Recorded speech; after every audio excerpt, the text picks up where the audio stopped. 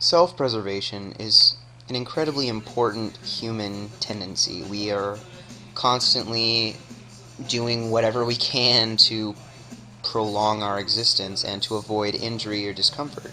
And it's a very important trait. It's something that we have within us that generally keeps us safe, and our longevity has improved and increased from it.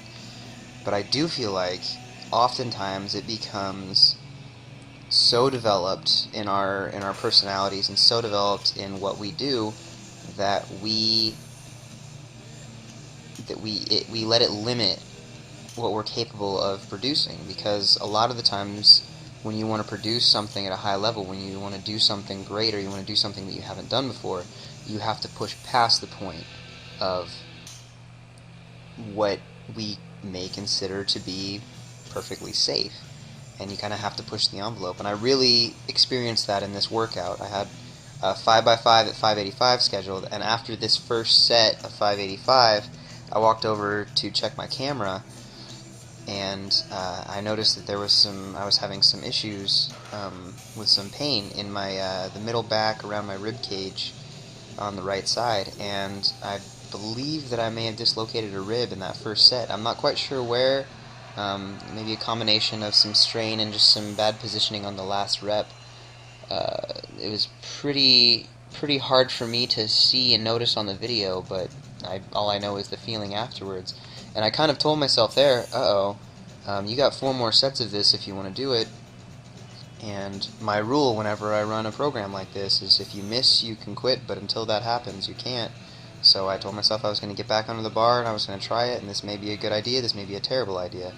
If I am hurt, getting back onto the bar could be the worst thing that happens, but I'm going to risk it because it's worth it to me to find out.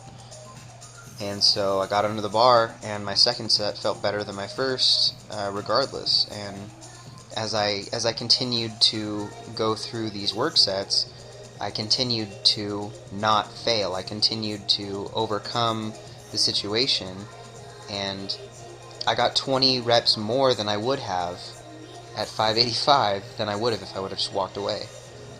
And that's crazy to think about. The fact that I almost had the urge to walk away and leave 4/5 of this workout completely undone just because of how I felt and my natural reaction to say self-preservation and is it worth the risk? And there are I'm not encouraging people to ride the line every single time you go into the gym or whatever you're doing and risk injury or self-harm for the hope of something of, improvement. But I will say that oftentimes we almost err too far on the side of this self-preservation. And I just feel like it's more important to give an honest look at how you're really feeling and what the actual situation is, and not give yourself a cheap cop-out, because I feel like that happens so frequently, and that's the reason that so few people ever get to a really high level, because they get scared, and they quit when they're scared. And it's not so much, there are times where it would be a good idea to walk away if you are truly hurt.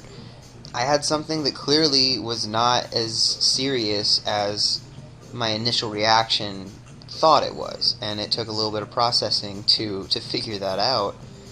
But what it comes down to is I was able to get through it, and because I made myself at least try, I found that out. I figured if I would have gone down and it hurt, and it would have hurt me to the point where it felt like it was dangerous, I would have dumped the bar and walked away.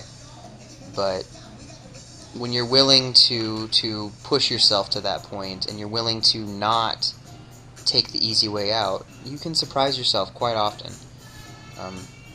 After the squatting, I moved over to bench press. It was 365 for 5 doubles today. This is definitely the most volume I've ever done at this weight, and I was pretty pleased with the results. I was having a little bit of an issue with the rib in this, and so I did decide I was going to belt up, and I figured it's about time anyway. I'm 3 weeks out from the meet, so I should probably start working with all the equipment that I'm going to be using, which is going to be wrist wraps and a belt on my bench, And yeah, that's pretty much all there is to say about it.